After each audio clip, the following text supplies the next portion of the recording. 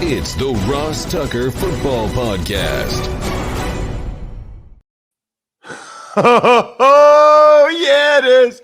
But it's not just any Ross Tucker Football Podcast. It's a teaching tutorial Thursday. Class is in session with Professor Greg Cosell. We are presented, as always, by DraftKings. We love DraftKings, and we love those of you that go the extra mile.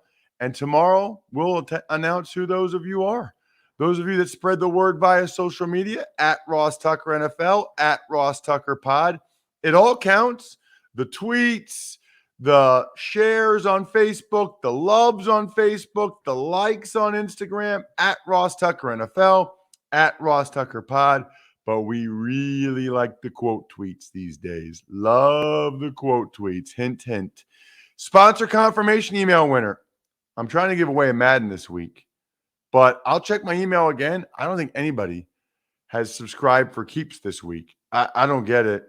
I've been a Keeps guy for a long time, and I'm giving you a Madden if you sign up for Keeps this week. Seems like a no-brainer. If you want to keep your hair, keeps.com/Ross. And then the YouTube shout-out, which is really a cameo shout-out for anybody that subscribes to the YouTube page. Just give it the thumbs up and then go ahead and make any comment so we know you were there.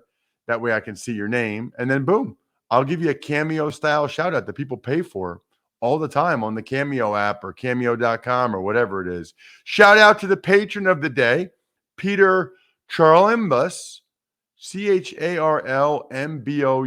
No idea, Peter. Charlembus. Anyway, maybe you missed a vowel there. I don't know. Thank you. Patreon.com/RT Media. We've never gotten this many patrons. I don't think you guys think I'm that cool or want to chat with me every day that much. I think you just want the even money bets. And listen, I get it.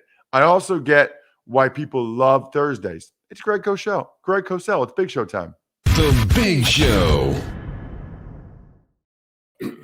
All right, 42 years at NFL Films. The NFL matchup show every weekend. The show the pros watch. You should check it out.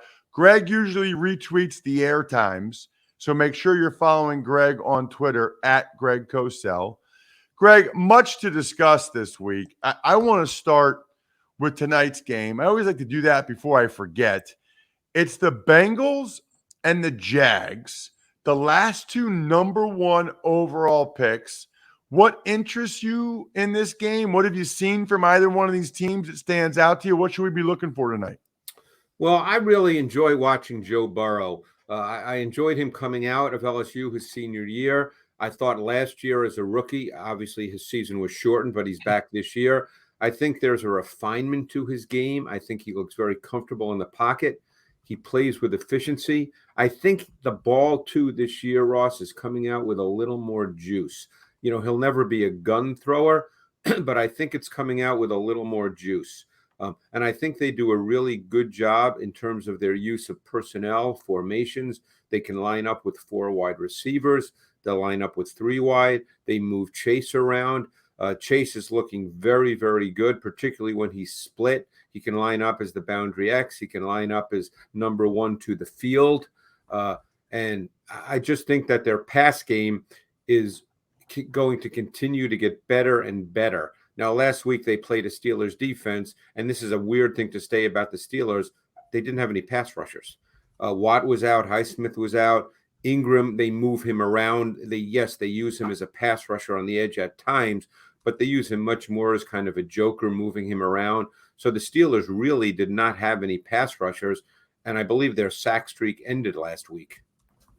Yeah, I don't think they got a sack. They did not. And that's kind of crazy going against the Bengals offensive line that's not exactly great. That's how it ended against the Bengals of all teams. Yeah, and it's interesting you say that because I think Burrow is the style of quarterback, and I think you'll see more and more of this as he progresses. I think stylistically he can camouflage and compensate for O-line weaknesses. They started the rookie Jackson Carman from Clemson at right guard this week. I believe it was his first start.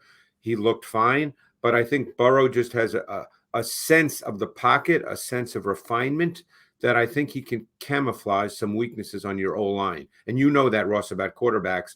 If a quarterback really does a good job playing within the structure, delivering the football, you know you can get beat a little bit and the quarterback can help you out. Yeah, there is no doubt. No doubt whatsoever. You know, you look at them between Mixon and Boyd. I know Higgins is still out, but Mixon and Tyler Boyd and Jamar Chase, they've got some legit guys, Greg. They are really good at the skill positions, and because they're the Bengals, no one is talking about them, and we'll see how their season plays out. It's too early to make any definitive judgment, but what we can say is that at the skill positions, they are really good. I heard Bill Belichick say either last year or the year before, and he's a lot smarter than I am, but I agreed with him that he thought Joe Mixon was a top 3 back in the NFL, and Belichick does not throw around those kinds of comments, easily. Let's talk Chiefs and Eagles. Both teams 1-2, both teams coming off back-to-back losses. What interests you or stands out to you in this one? Yeah, I've been kind of fascinated by the Chiefs' offense because I personally think, and you could probably speak to this even better than I could, I personally think that the way their O-line is built, I think that is a run-blocking O-line. I think they have road graders. I think when you look at Orlando Brown at left tackle, the rookie Smith inside at guard, these are big people. They're road graders. And I thought they ran the ball really well last week against the Chargers. But they don't really play that way. They're a passing team. And what was fascinating to me about the game last week is what Brandon Staley did. They played almost 80% man coverage against the Chiefs. Now, most people say you can't play man coverage against the Chiefs. They did. They challenged Mahomes and the receivers to be precise in everything they did, and the Chiefs did not execute at the needed level of consistent efficiency. Now, we know Mahomes is great, Ross. We know that. That's not my point. But even great players at times need a tune-up, and I think Mahomes right now, and people will say I'm crazy. I get it. I'm just evaluating the player in a vacuum. I think he's become increasingly more and more of a second reaction player. He leaves the pocket prematurely. He's an outstanding thrower that allows him to make throws and make great plays. But I personally believe, and maybe this is just my old school nature, having learned the position from Bill Walsh, I believe he needs to settle down a bit and play more with fundamental technique within the structure of the passing game. Interesting. When you say that, it's usually true. When you say that about guys, it's usually true.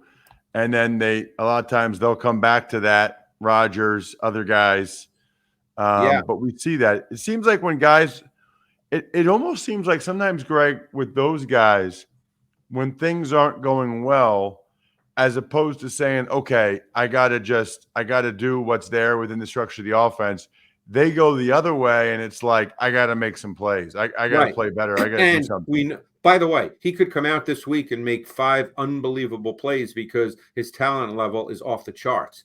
So I'm just speaking about playing the position the right way all the time. It's not a knock on his ability. We know what it is, but there's no way that coaches want quarterbacks to move when they don't have to move. You know that. You are no lineman. That's the worst thing. You do not want your quarterback to move when there's no need to move. What about the Eagles, Greg? That was ugly Monday night. Yeah. I'm trying to figure out, what their talent level on offense ultimately should be. It should lead them to do tactically.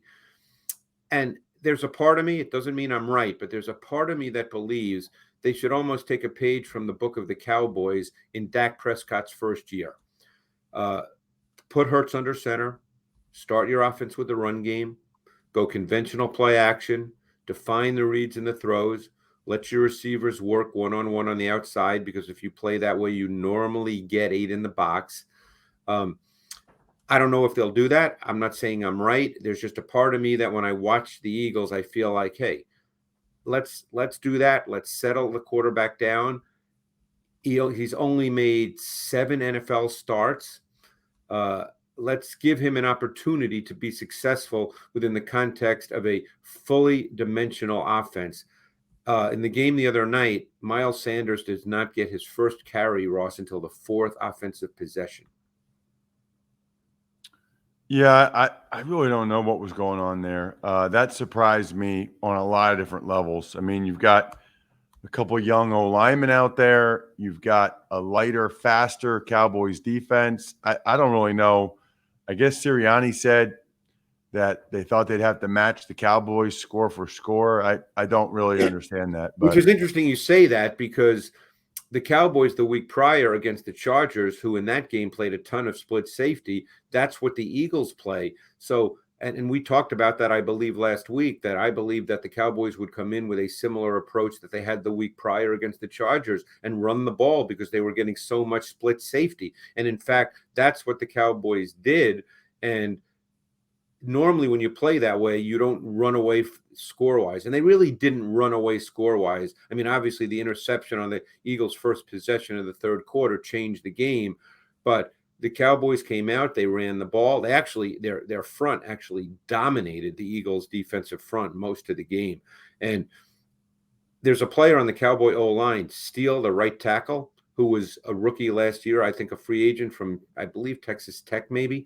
He was very bad last year. He has been dominant this year on many snaps, because I watched all 3 Cowboys offensive games. Wow. I want to make sure we get to this, Greg, since it's such a big topic. What did you see from Justin Fields and the Chicago Bears offense against the Browns? Yeah, I guess it is a big topic. So what they tried to do with Fields is they tried to give him quick game as a foundation of the pass game, create opportunities for him to get the ball out quick. It doesn't really require reads. It's basically a one read or no read throw. They tried to do that. Fields at this point is not seeing things. He was locked in on reads with no sense of what's there and what's not there. He was playing both too fast at times and too slow at other times. He doesn't really have an innate sense of what open means at the NFL level yet. He needs more experience to get a feel for that. There were throws there that were there to be made. It just didn't register to him. It's always easy to debate game planning, which none of us really know about because we're not there all week. It's easy to say they could have rolled him out more. The first design movement play came on his 7th drop back. But what was interesting watching the tape is the times they did design movement, it looked like the Browns were in the huddle with him because they just locked it right up. They had players there waiting for him on the designed rollout. So, they tried to simplify it for him as much as possible, and it didn't work. You're not good. No one goes max pro on quick game throws. You know that, Ross. I mean, it's easy to say that they should do that, but no one does that on quick game throws because the ball by design is supposed to be out. That's why I have you on every week, Greg, because that's what I wanted. That's what I wanted to hear. I wanted to hear what the tape showed as opposed to just the social media roar of everybody saying that they should have sprinted them out more. They should have done this. I think sometimes when a coach says a guy starting, there's a reason for that. I mean, let me look. Here's the way I look at things. Okay, we know that in any business, some people are better than others, but I take the approach that coaches are with their players every single day. They know them better than I do, better than you do, better than people who are not there. They know their players, not just the quarterback, but the other players surrounding him. Correct, Ross? They're with them every day. All right. Yeah. So I don't go in. That doesn't mean they're infallible, but it means that they should have more knowledge. That's why I said there's some guys who are better than others. Okay. But they know their players better than we do. So I don't go into a game with the approach that if I see things that I personally don't believe are done really well, I don't take the approach that, boy, I'm smarter than the coach. I would have done it better. I'm not there. So what I try to do is analyze the tape. And then will I make an interpretation here and there? Yes. but I don't go in with the idea that I'm smarter than the coach, and therefore my interpretation is going to be better than theirs. Greg, there's a big game Sunday night. You might have heard Patriots and the Bucs. This guy named Tom Brady's going back to New England for the first time. What interests you about that game? It looked like from the TV copy, it was the first kind of rough outing for Mac Jones. I don't know if that says something about him or the Saints defense or what. Well, I don't know if it's a rough outing in the way I think you're talking about it. I think at this point in his career, he's a certain kind of player. He's rhythmic. He has to throw the ball short and relatively intermediate. He can't really drive the football. If the game gets away from them a little bit, however it does, I think he's not quite ready to be able to make the kinds of throws that are then demanded in that kind of game. Whether he gets there or not, that, of course, is an open question. We'll see as he develops. I think they need to play games where they're close, where they can stay within the context of their offense. They can have him play rhythmically. They can, in a sense, they can control the kinds of throws he makes.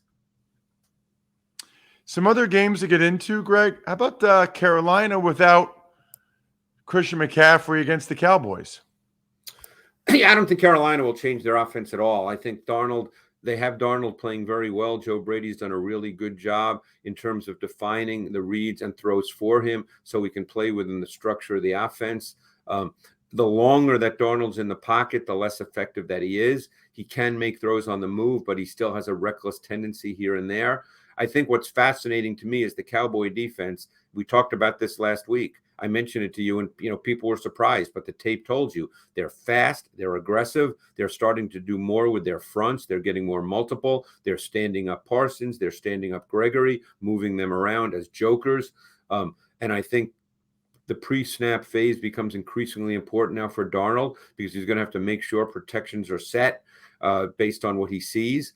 So this is a really intriguing game, but that Cowboy defense is pretty good. And it would not surprise me in this game to see them use Diggs as a matchup corner on DJ Moore. How about Cardinals and the Rams? A couple of undefeated teams, Greg. Yeah. Well, the Rams offense has really been fun to watch. It's such a good mix of a talented quarterback in Matthew Stafford, who has great intelligence, understands with really good pass game concepts of Sean McVay. Now, they predominantly play out of 11 personnel with one back, one tight end, and 3 wide receivers, but they're very multiple with their formations, bunch, stacks. They attack. Last week, they played out of empty a lot. And in fact, Stafford's been in empty sets more than any quarterback in the league. And they've been very, very successful out of empty sets. And, we know that what empty sets do is it forces the defense to declare. It gives you tendency predictability of coverage because defenses sort of have to settle down versus empty. And last week they whipped out 4-by-1 sets out of empty, 4 receivers to the strong side. You don't see that very often. What about Steelers and the Packers? Yeah, I've been doing this a long time, Ross, and I've seen a lot of great players. And I'm probably a little jaded. I probably don't get as excited as some do, but Aaron Rodgers made some throws the other night that were just ridiculous. And of course, everybody remembers the big one on the final drive, the first one, which was, I don't know how many guys would even attempt that throw, much less make it. But I thought his touchdown pass to Valdez-Scantling, the 12-yarder early in the fourth quarter, that throw was just ridiculous. I mean, it was what we call a double smash concept. He had Valdez-Scantling running the corner route. And Lenore, the safety, the corner on that side, kind of read it, and he dropped back, and Rodgers just drilled that ball right over him. I mean, that was just a big time throw, and he was phenomenal in this game. And I don't think any quarterback in the league attacks one-on-ones better than Rodgers. When he sees it, when he sees a one-on-one, I guarantee he's got the freedom to do whatever he wants at that point. But he attacks one-on-one coverage with more efficiency and precision than any quarterback in the league. What about Chargers hosting the Raiders Monday night? Yeah, that's a good one too. The Raiders are another team. Offensively, I just spoke about McVay. I think Gruden does a phenomenal job. He's much more diverse with his personnel than McVay is. Gruden uses a ton of tight ends. He plays with a fullback, but in terms of his formations, a lot of bunch, stack, really good versus man coverage. They're really hard to defend versus man. I believe the Chargers will play a lot more zone this week. As I mentioned last week, Brandon Staley played heavy man versus Patrick Mahomes. I would expect that the coverage to be much more balanced with more zone this week, because I think the Raiders are difficult to defend when you play man coverage. I think they're really good. I think you're really good, Greg. At Greg Cosell on social media, outstanding. It's ridiculous how many notes you make me type while I'm interviewing you. Well, you I should might see have how to many- start interviewing somebody else. This is too many notes for me to take down, too many clips for me to send to intern Casey to cut up so we can post to social media. You're too good, Greg. You're ridiculous. Well, you should see how many notes I take, Ross. That's the killer. It takes me so long to go through these games because I watch them carefully and I take detailed, copious notes. I bet, man. Thank you so much, as always. Thanks, Ross. Greg is awesome. Purple mattresses are awesome because only Purple mattresses have the grid. Its unique ventilated design allows air to flow through to help you sleep cool. Oh, I like that. Even when it feels like 1,000 degrees out. This is the key, okay? The grid is amazingly supportive for your back and legs while cushioning your shoulders, neck, and hips, no matter how you sleep. Unlike memory foam, which remembers everything, the grid bounces back as you move and shift. I have actually felt this thing. They even gave me samples of the grid, and my daughters play with it. It's awesome. It feels awesome, and it does stay cool. There's no question. Purple is comfort reinvented. Right now, you'll get 10% off any order of $200 or more. Go to purple.com/Ross10 and use promo code Ross10. That's purple.com/Ross10. Promo code Ross10 for 10% off any order of $200 or more. Purple.com/Ross10. Promo code Ross10. Terms apply. Tuck's Takes. Morning, Ross. Let's start with the Chicago Bears. Maybe a good topic for Andrew Brandt, but the Bears paid big money for attractive land in Arlington Park and Arlington Heights. Yeah, I can't remember if it was like $200 million or $300 million, but it is a good thing, a good topic for Andrew next week. You know, these teams all need leverage to get the best deals possible. And so Chicago Bears aren't going anywhere. They're either going to stay at Soldier Field and the city of Chicago will give them the deal that they're looking for, or if it makes a lot more business sense to move out to Arlington Heights, I think they'll do that. And I said earlier, I don't think the comments by the mayor about, hey, how about you just beat the Packers for once or whatever, that stuff never helps. That never, like they're your partners and you're trying to embarrass them. I don't really understand that. Tuck's Takes. Let's talk Ravens. D-line, Brandon Williams, Justin Madubuike, Justin Houston, all activated off the COVID list, while wide receivers Rashad Bateman and Miles Boykin were activated off of IR. So that doesn't mean Bateman and Boykin can play right away. It just means they can practice for the next 21 days and then be activated in that window. But getting those D linemen back will certainly help. Makes me feel not quite as good about my Denver Broncos bet on the Even Money podcast. Tuck's Takes. Some other moves include Patriots running back James White lost for the season with a hip injury. Bucks wide receiver Scotty Miller going on IR with turf toe. Giants signing former Titans first-round pick Isaiah Wilson to the practice squad. Seahawks putting Gerald Everett on the COVID list. Jets safety Marcus May, 3 to 4 weeks. He's going to be out, although his agent has made it clear that he would be back before the trade deadline. Yeah, I mean, pretty rare you see an agent to do that. That's like the agent saying, please, please trade for this guy. Please.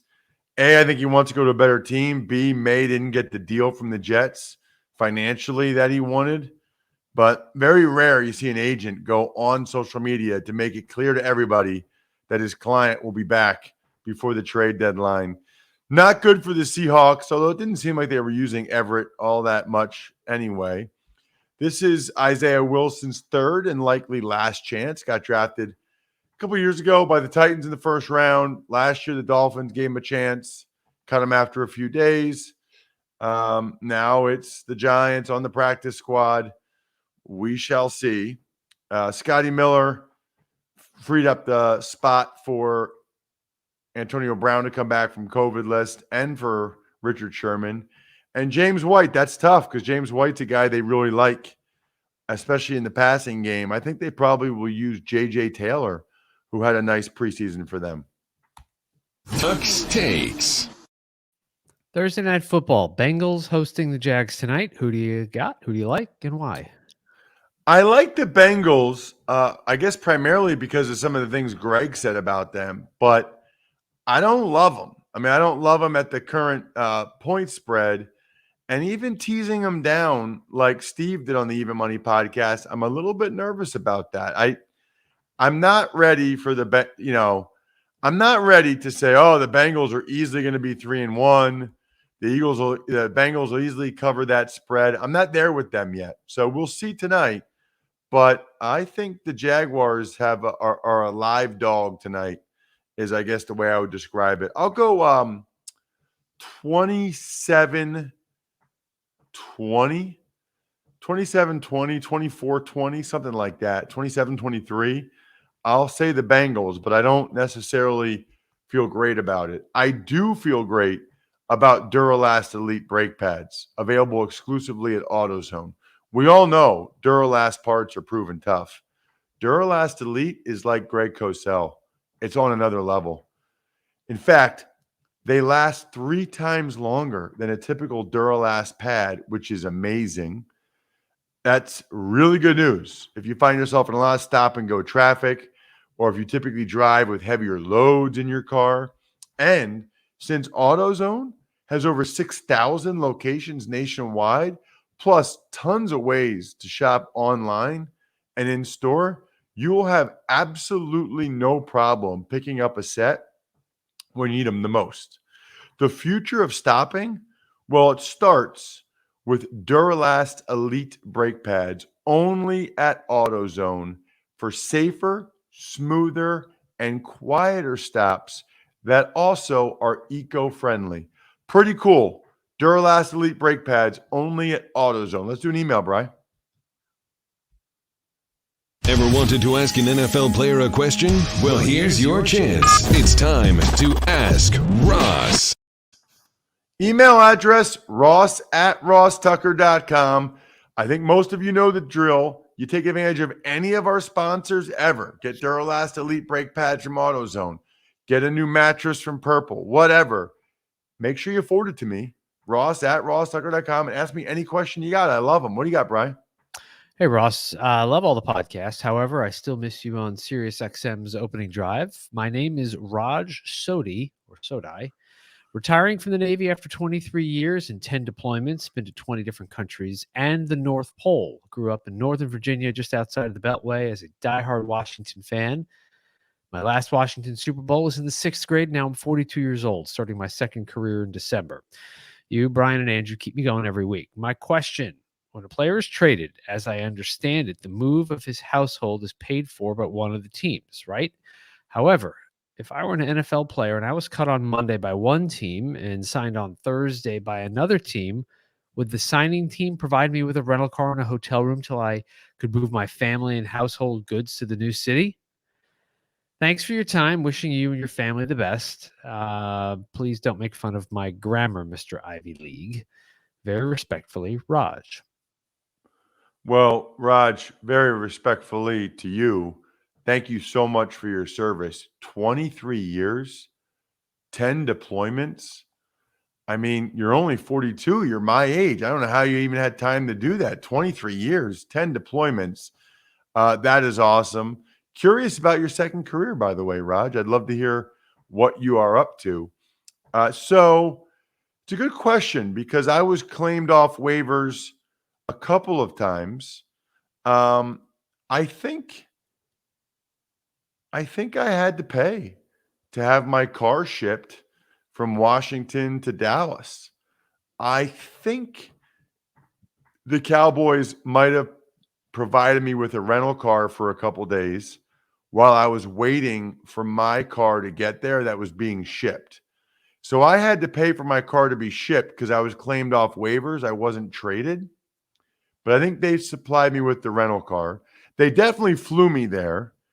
And I think they paid for the hotel room for like 2 weeks. I don't remember exactly, Raj, and I don't remember what the policies are, but I'm pretty confident the Cowboys paid for my hotel for a couple weeks till I was like settled.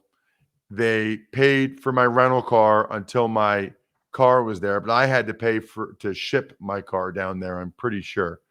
Good questions, Raj. Really good questions. I love questions like that. I love all of our other shows. I love Pizza Boy Brewing, Sporticulture, Vision Comics with an X, HumanHeadNYC.com, and I love SteakhouseSports.com. And I love saying, I think we're done here. Thanks for listening to the Ross Tucker Football Podcast. Make sure to also subscribe to the Fantasy Feast, Even Money, Business of Sports, and College Draft. All available at Apple Podcasts, RossTucker.com, or wherever podcasts can be found. A lot of times on the show, I mentioned DraftKings. Here's what you need to know. You got to be 21 or older, New Jersey, Indiana, or Pennsylvania only. New customers only. Restrictions apply. See DraftKings.com/sportsbook for details. Gambling problem, call 1-800-GAMBLER, or in Indiana, 1-800-9-WITH-IT.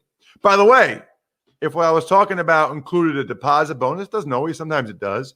Deposit bonus requires 25 times playthrough, and deposit bonuses are paid out in site credit.